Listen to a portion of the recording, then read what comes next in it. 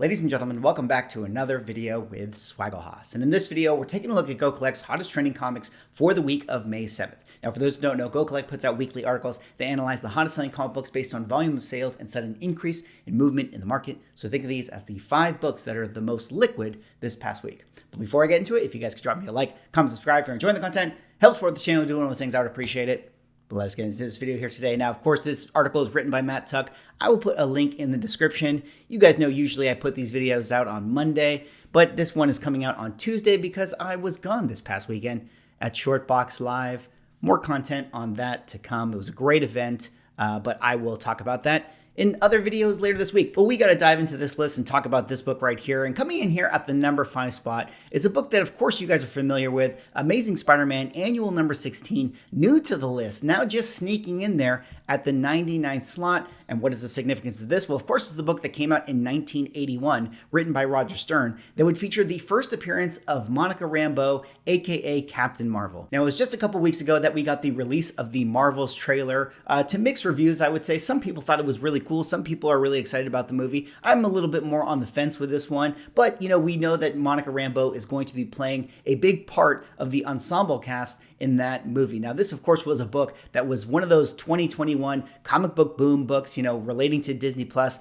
Some of the books I always think of in that is the West Coast Avengers 45. We had some of the books related to Loki. We had some of the books related to Falcon and Winter Soldier. And this was also one of those books that got extremely inflated when we had the week of the reveal of Monica Rambeau in the WandaVision television show. But we haven't seen her in quite some time. I mean, it's been almost, 2.5 years since she's actually played a role in the MCU, and like things do in the comic book market, out of sight, out of mind. And this book has had a major pullback from what it was selling for at that time. Now, of course, it did get overinflated. As we all know, a lot of comic books did get overinflated, and where it's holding now is actually still above the 2020 price, but now seems as good a time as any if you're somebody who actually likes this character, believes in this character, to buy back into this thing, because the prices are looking pretty juicy. And I think it was just that trailer that needed to give comic book collectors a little bit of a reminder of, oh yeah, that character is going to be in the MCU, and that's kind of a cool book. And it currently is the 5th hottest comic of the week. And as we dig into the numbers for this one, let's take a look at some of the values here. Census has this at 2,883 universal copies. 9/8 only have 305, so not too many overall at the 9/8 level. But as you can see from the charts, this is definitely a book that had a major pullback from the height. I mean, back in 2020, it was selling around the $350 range, then jumped all the way up to $1,500, give or take. And then now, of course, has pulled all the way back down to around the $500 price point. Now, 9.8 rate is only 10%, so that's not too high overall. It's definitely not easy to find this book in a 9.8 grade, being a 1981 book, but you can see last couple sales, 514. Clearly this Thor book is not an accurate sale for this book right here, so we're skipping over that. Go Collect.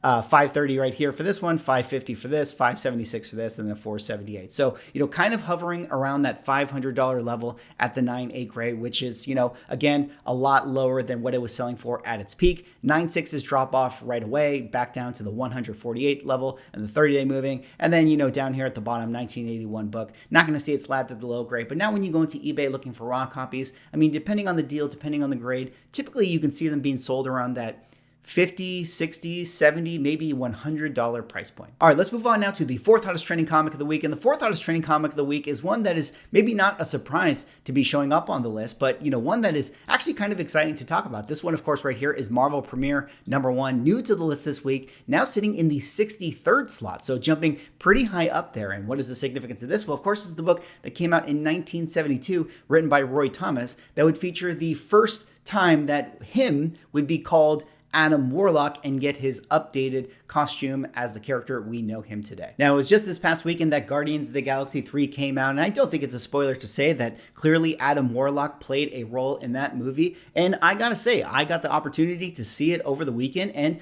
I thought it was pretty good. I actually really liked it. I mean, it's probably not my favorite Marvel movie of all time, but I would say of all the movies that came out in Phase 4, I would put this one behind Spider-Man 3. I think that one was clearly the best one, but this one was definitely, in second place. I thought it was actually a pretty decent movie, and I actually preferred it more than that of Guardians of the Galaxy #2. Now, of course, Adam Warlock played a role in that movie. I thought that he was a little bit of a throwaway, and it seemed like he was kind of tacked on, but it definitely feels like Adam Warlock is going to have a lot more stories to come in the MCU moving forward. And this book right here is always, a cool Adam Warlock book. Now, one of the issues I personally have when it comes to Adam Warlock keys is that there's a lot of different ones that you can go for. You can go for the Cocoon, you can go for the him appearances, you can go for this one right here. So a lot of the values have been split, and I think that's one of the reasons why you've seen such big pullbacks in this book right here. Now, I do think that Thor 165 and this one are both great books to own,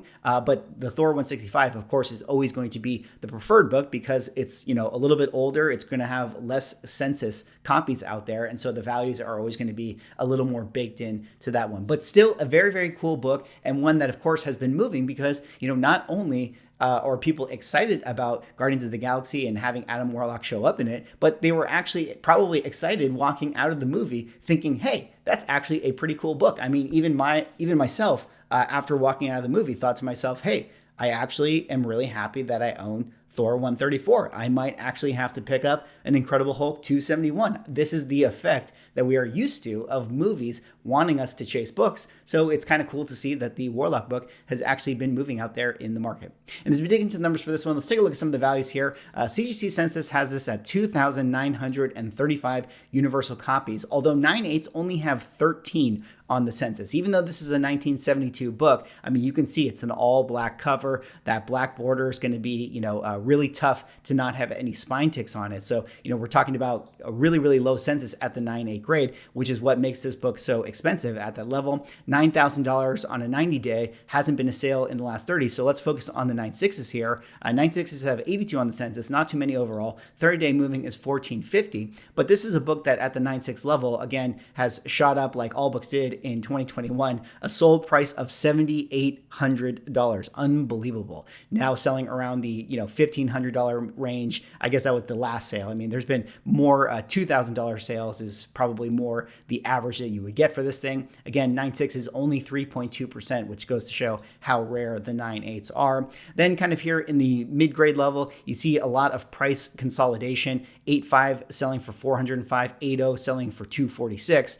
and then a 6.0 selling for $150. So not too big of a difference in the mid-grade level. I mean, that's going to be the case for, these kind of 1972 books. Then down at the low grade, not going to see this book slab too often, but when you go into eBay looking for raw copies, entry level for this book is still going to set you back around the $70, $80, maybe $100 price point. All right, let's move on now to the third hottest trending comic of the week. And the third hottest trending comic of the week is another one that I'm sure you guys are very familiar with. But this one, of course, is Web of Spider-Man number 118, new to the list this week, now sitting in the 60th slot. And what is the significance of this? Well, of course, this is the book written by Terry Kavanagh that would come out in 1994 and would feature the first appearance of Ben Reilly, the clone Spider-Man. Now, I'm sure you guys are aware that Ben Reilly is going to be playing a part in the next Into the Spider-Verse film that's coming out in just a couple months. Of course, it's the Miles Morales sequel that, has been heavily anticipated. Feels like we're going to be getting a lot of different Spider-Man characters within that film. I believe the first time that the Ben Reilly book kind of burst onto the scene, at least in association with that film, was due to the fact that there was a board game leak, or there was a board game that came out in ties to the movie that actually had Ben Reilly as one of the playable characters in the board game, and people put two and two together and thought, okay, Ben Reilly is clearly going to be showing up in the film. So a lot of these Spider characters have been, moving, or their books that are related to the Spider-Verse characters have been moving. And a lot of people are thinking that that movie is really going to knock it out of the park. I mean, some of the things that I've been hearing for people that I know that have seen the movie have spoke already very highly of it. I think, everybody pretty much agrees that the first one was one of the best superhero movies. I mean, not just animation, but just one of the best superhero movies there probably has ever been. I mean, it's definitely in the top 10, I would say, at least for me personally. And then I think that, a lot of people have high expectations going into this one as well. And Web of Spider-Man, I think, has a lot of the member berries for a lot of comic book collectors coming out around that time when, a lot of collectors were in their youth. Everybody was collecting Spider-Man. So people have, nostalgia for this character, which means that this book is definitely a very interesting one moving forward. forward, especially if Ben Reilly becomes a character that continues to play a major role in this Miles Morales franchise. But as we dig into the numbers for this one, let's take a look at some of the values here. Census has this at 2,115 universal copies. Not as many as I would have thought there would have been. 9/8 have 271 on the census. Fair market value 750. 30-day moving right in line to that at 750 as well. But, like a lot of things do, this is the book that, definitely had a increase at the heights of, 2021. Actually, one of the rare books that had more of an increase at the height of 2022, and then kind of had its pullback, and now kind of is sitting around this kind of tweener level. I mean, when I talk about my indexes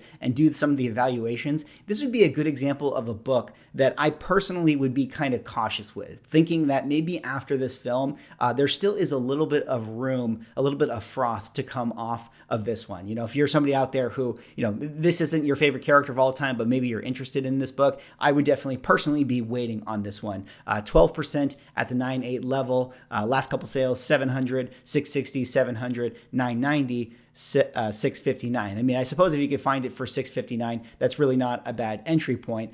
You just want to make sure that you do your due diligence with this one. 9/6, 460 on the census, kind of drops off right away down to the $200 price point. And then, of course, 1994 book. Not going to see it slabbed at the low grade. But when you go onto eBay looking for raw copies, typically you can see them being sold around that $70, $80, $100 price point, depending on the deal and depending on the grade.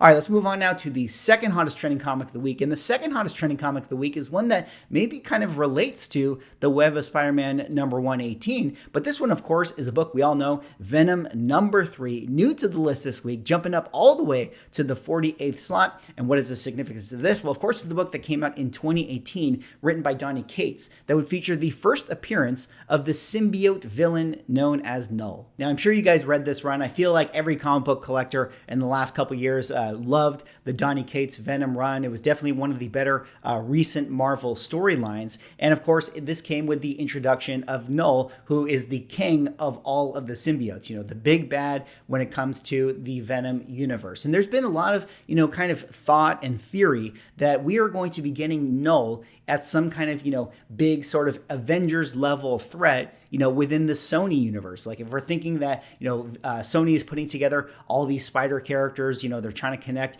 the world with Venom, maybe they're going to have Andrew Garfield be their Spider-Man. Maybe they'll bring in a live action Miles Morales from the Into the Spider-Verse films. I mean, perhaps all roads are going to lead to some kind of confrontation with Null. I mean, it's already been seen that in some of the Venom movies, there were some special thanks dedicated to Donny Cates. So maybe people are thinking that, hey, they've had some discussions with Donny Cates. Maybe Null is going to be, the main villain for some kind of movie down the line. So a lot of people have hope for this book right here. Now, as for why the book is showing up on the list this week, now I just think is a really good time to buy. I mean, this is definitely a book, like many others, that had a big pullback in a lot of the values, and where it sits today seems like a great entry point, specifically at that 9/8 level. And speaking of those values, let's dig into them right now. CGC Census has this at 5,222, a pretty decent amount of copies, especially when you look at the 9/8 at around 4,043. I mean, this is the inverse of the all black cover situation. It's an all white cover, so the spine ticks probably hide a little bit better. Much easier to get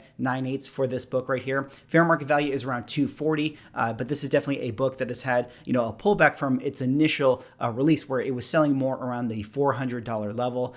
Now seems like a pretty decent entry point if you can find a book for, $225, $200, $202, $240, $191. Really not that bad, if you ask me. But again, how much, can this book go up to the future? I mean, I like to compare books to other things. If we think about ASM 361, the Carnage book, maybe the heights of this thing can get to like 500, 600, maybe 700, I suppose. If we go to a crazy money printing world, this book could be $1,000 book one day in the future. But either way, it does feel like at the $200 level seems like a pretty safe buy-in overall. Then, of course, down here at the low grade, not going to see it slab there, but when you go into eBay looking for raw copies, typically they run you around the $100 to $150 range, assuming that they are in good condition. All right, let's move on now to the hottest trending comic of the week. And the hottest trending comic of the week is one that is also another Sonyverse related book right here. But this one, of course, is Amazing Spider-Man number 41, new to the list this week, now sitting in the 28th slot.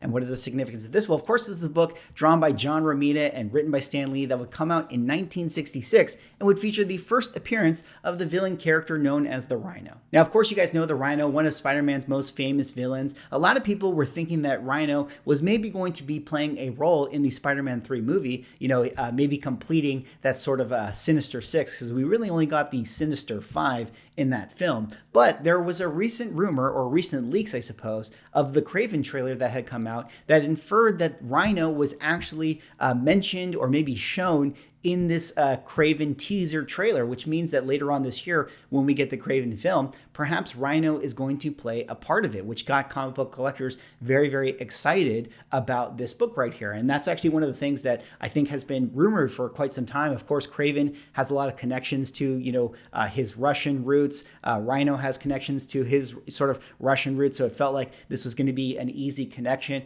It also sort of feels like Sony is trying to build out some version of the Sinister Six. Of course, they've already done it with Vulture and Scorpion and Morbius. Seems like they'll have, some kind of post-credit scene where Kraven meets Morbius or Kraven meets the Vulture or whatever they decide to do with it. And then maybe they can bring Rhino into that fold so that we might get some version of the Sinister Six in the Sony universe. So for that reason, of course, people jumping on this book, everybody was excited about Rhino. And, again, this is just always going to be a book that is in demand simply due to the fact that there's, again, a lot of amazing Spider-Man collectors. And this is one of the key books you're going to need for your run. And as we dig into the numbers for this one, let's take a look at some of the values here. Census has it at 3,774 universal copies. 9/8 only have 3 on the census, but of course, hasn't been a sale in quite some time. Let's take a look at the 8/0s, where we can look at the 30-day. 192 on the census, fair market value 1350, 30-day moving right in line at 1347. Again, like a lot of books did, got overinflated, but is sitting well above its 2020 price, where back in the day it sold at $860. Now it's kind of settling in around the $1,350 level. Last couple sales, you can see kind of right in that sweet spot. At $1,300 to $1,400, I think is a pretty good entry point for this book, especially since, 1966, Silver Age, 8/0, that's a nice grade to be at for this one. Then here in the middle, a lot of price consolidation. You can see the 6/0 at 520, but then the 4/0 basically selling at 400 as well. So, any given sale, any given day. And then 1966 book down here at the very, very low grade, not going to always see it slabbed at that level because I think that's kind of the point where collectors would rather have raw copies for this thing. But, if you want to get an entry-level book for this thing, it's still going to set you back around that $200 price point. Anyways, that's all I have for this video. Those were Go Collect's hottest trending comics for the week. Let me know what you guys think. Do you guys have any of these books? I'll be talking about my experiences at Shortbox Live later this week. I'll be doing some videos about that. Hopefully you guys tune in for those because there's a lot of interesting things that happened at the event. And I actually did a speech that I was thinking of maybe releasing on this channel. Anyways, that's all I got. Like, comment, subscribe. See you all in the next video.